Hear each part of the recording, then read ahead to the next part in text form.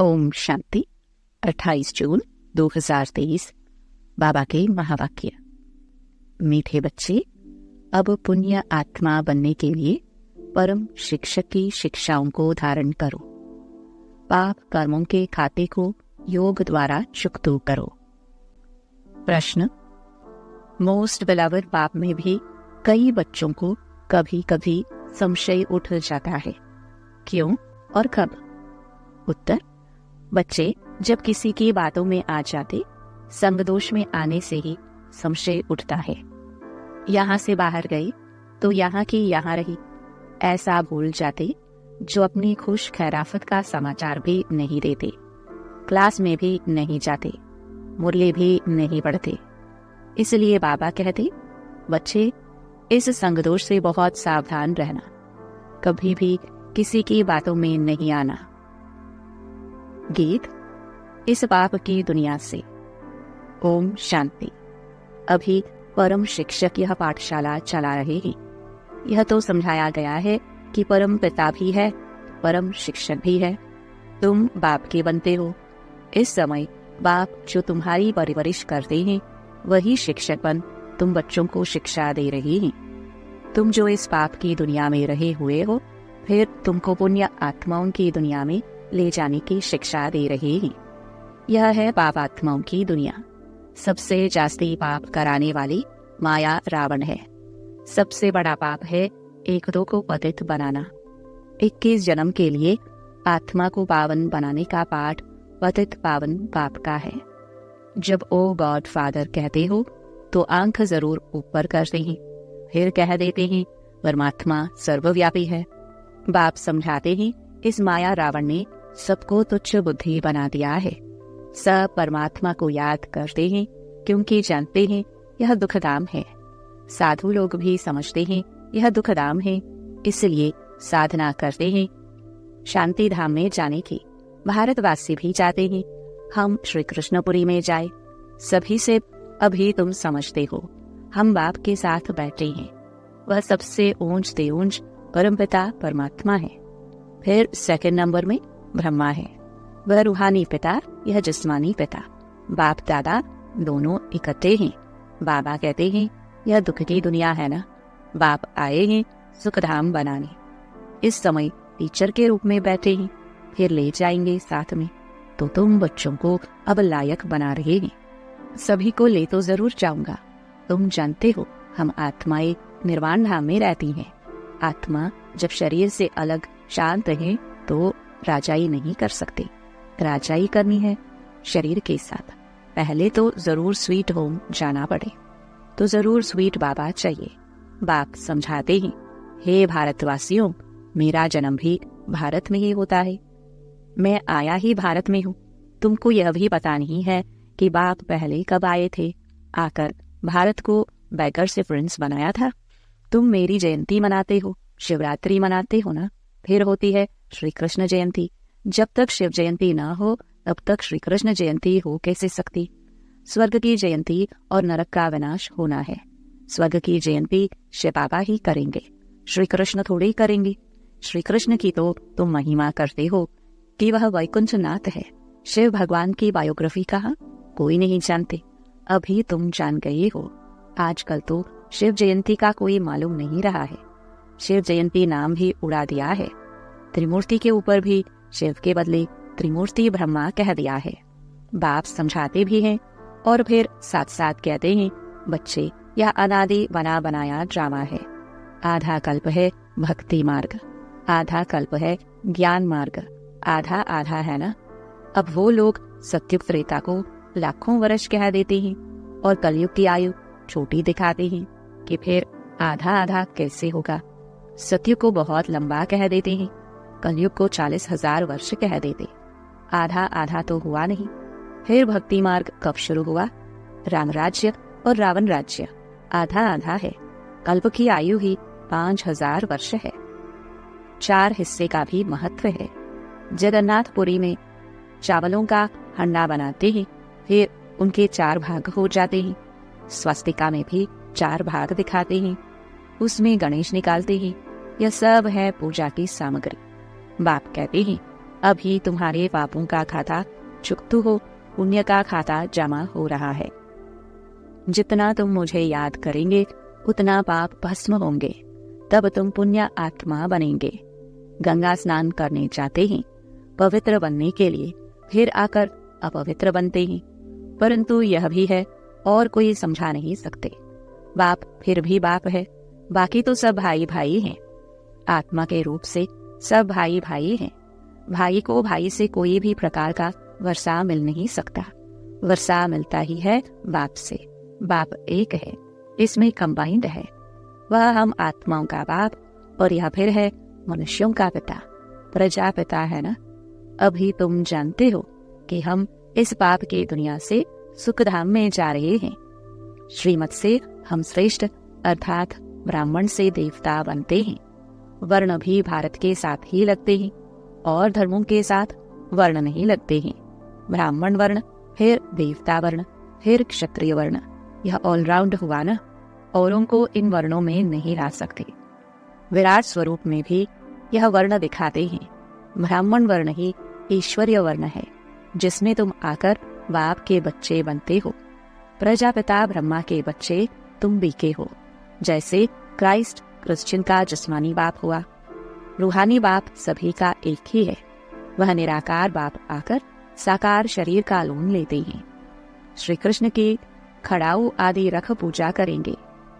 शिव बाबा कहते हैं, मेरे तो न चरण है न खड़ाऊ पहनता हूँ।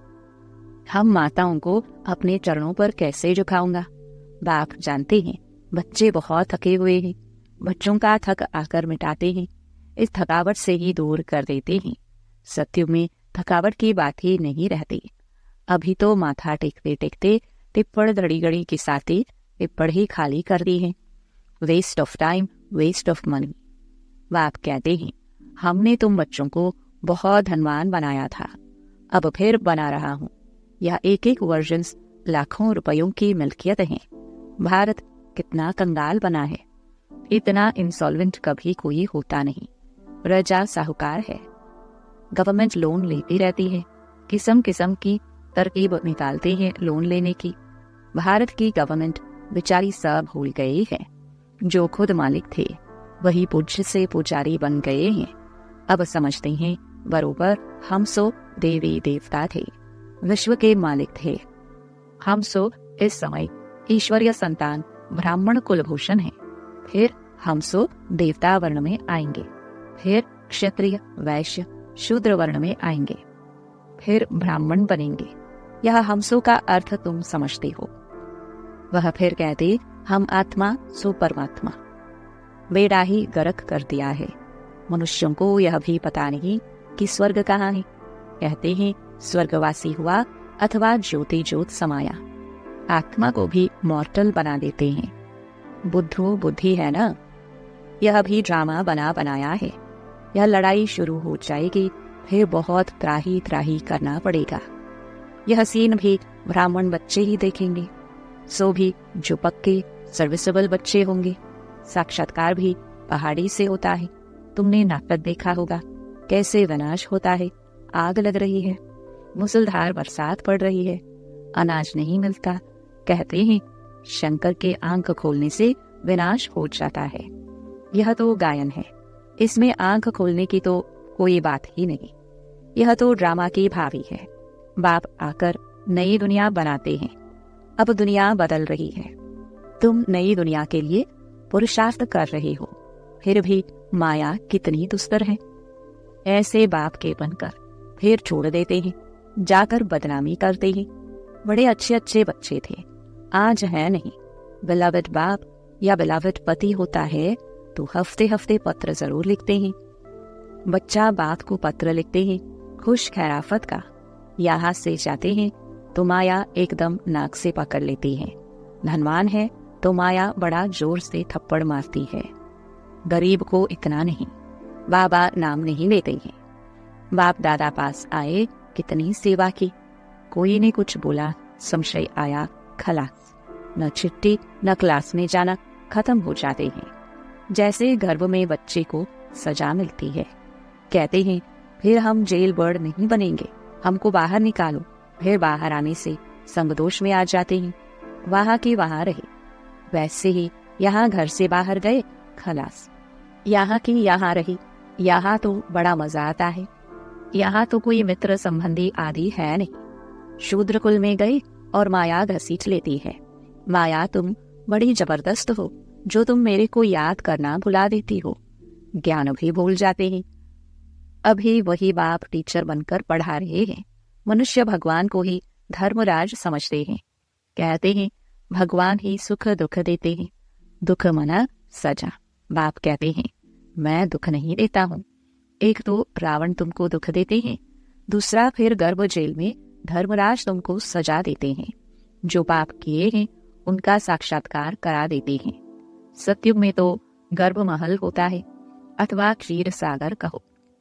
दिखाते हैं क्षीर सागर में श्री कृष्ण अंगूठा चूसते मजे में पीपल के पत्ते पर बैठा है। वह है गर्भ सागर। द्वापर कलयुग में गर्भ जेल रहता है। अंदर पापों की बहुत सजा मिलती है। माया का राज्य है ना, 63 जन्म गर्भ जेल में जाना पड़ता है। फिर वहां गर्भ महल में 21 जन्म बड़े आराम से रहते हैं। कोई पाप होते नहीं जो त्राही त्राही करनी पड़े। तो यह तुमको बाप टीचर सतगुरु समझा रहे हैं। तुम समझते हो हम भी बुद्धू थे, अभी समझदार बन रहे हैं। जब मनुष्य पतित बन पड़ते हैं तब बाप एक ही बार आकर पावन बनाते हैं।